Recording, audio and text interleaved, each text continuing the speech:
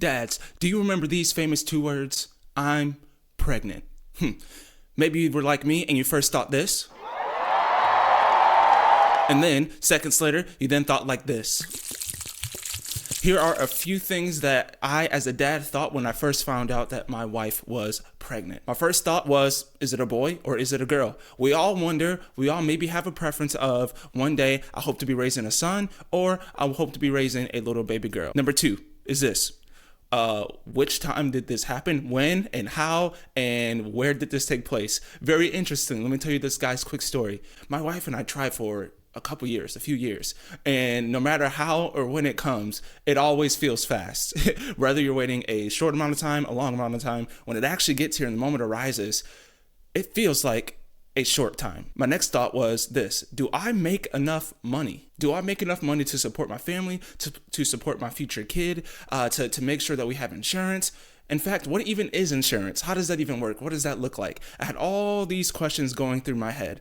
Another question that I had was this: will they grow to be a lover? One big thing that I hold dear to me is I want my kids, and I want to make sure everyone that my kids meet and comes to contact with, to make sure that they are kind and make sure they are gentle. My next thought was this: am I ready? I think you're never ready for these things. Sometimes you just have to step into the deep end of the water, even though you just figured out how to tread water. But when the time comes, you will step up to the plate. You will make sure that you have the things necessary to get it done, and you won't have all the answers. Shocking. Next, how do you take care of a child?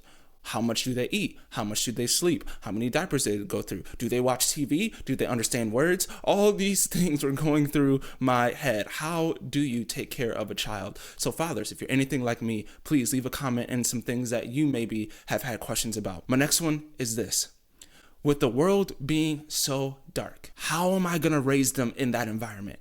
How am I going to bring them to a place to where they understand the morality, to where they understand their faith, to where they understand just the things of how to operate as a kind person when things are going to be throwing at them left and right and control and all these things are being tempted with them? How do I raise them in an environment that is safe, that is conducive, but also gives them the ability to learn? Because I think I would fail miserably as a father if I sheltered my child too much. That way they couldn't understand and learn, but it also can be dangerous if you kind of just throw them to the wolves as well. My next thought was, okay, I figured out my wife's pregnant. How do I help her? What does this look like? How much can she lift? How much do I need to lift? And you know what's funny? As soon as I started thinking like this, I immediately was like, I gotta go hit the gym. I'm pretty active already, but I was like, you know what? One, my son or daughter is not going to have a weak father. I'm not about that. And I should be able to help my wife in whatever she needs. So I need to go hit the gym. So if you feel like all of a sudden you got to go hit the gym and that was one of your thoughts, it was also mine. Next is this: am I ready for the sacrifices? You hear all the time people saying, oh, make sure you sleep, and kids are expensive, and they do all these things, they break things, and you get no time to yourself, all those things. And I won't lie to you guys, I'll be very honest. I was thinking to myself, am I ready for these sacrifices? My next question, I thought about this.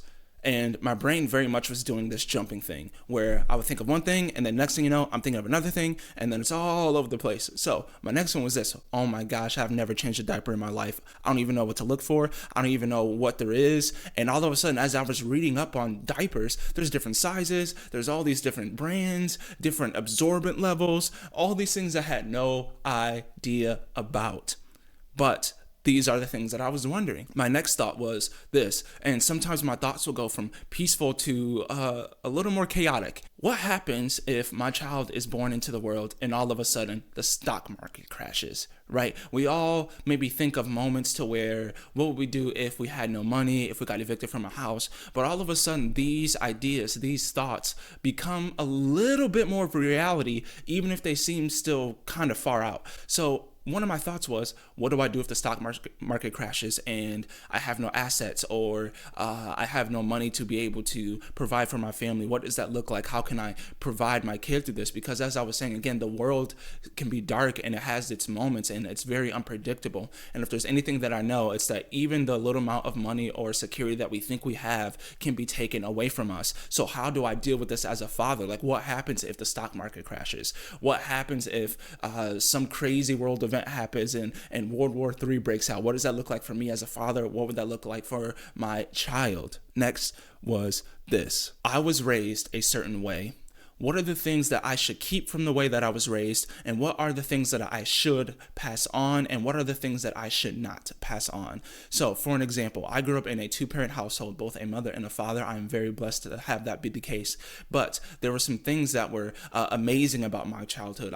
I loved having my dad come to all my games. I loved the respect they had in the community. I loved all these things. But then I noticed there were some things that, I maybe want to change that with my child. One thing being an example of, I would maybe take more time to explain the reasons why maybe discipline had to happen, or take the time to explain certain situations of why we do and don't do certain things, because I've learned something. Rules without an explanation creates rebellion.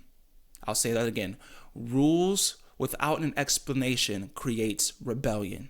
Okay. And what I mean by this is, if you're constantly being told rules and you're never getting to a point of why the rule is in place in the first place, then you just start to rebel against the rule because you're like, the man's keeping me down.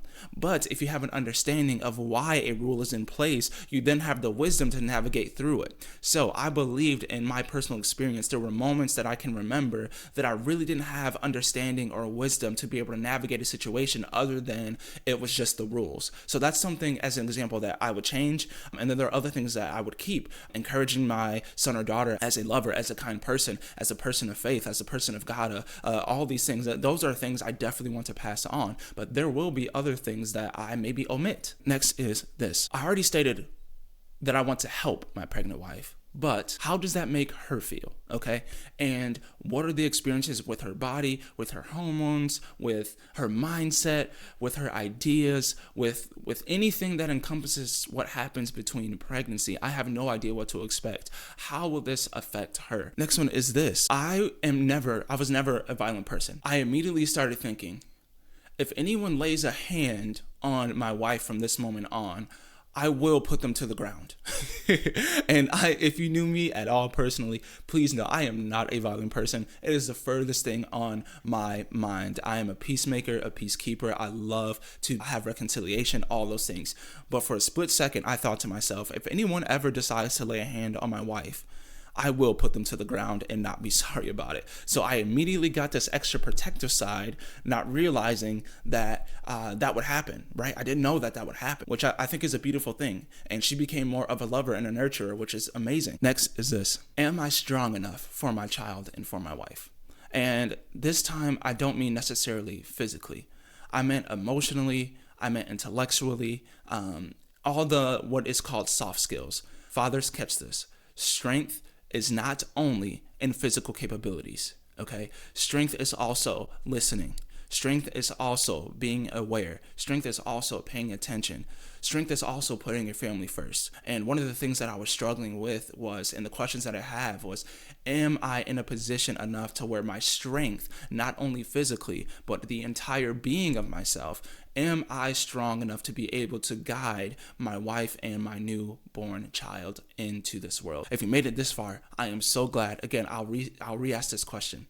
If you have any other thoughts that you had as a personal father, that you had when you first found out your wife was pregnant and all these things, what were some of the thoughts that you maybe had that you think maybe no one else thought, or maybe some of the things that you agree with? Put them down in the comments, and I would love to respond to those to make sure that you're not alone, because I'm sure many of you have thought these as well. But yeah, put it down in the comments and let's have a conversation about it. All right, until next time.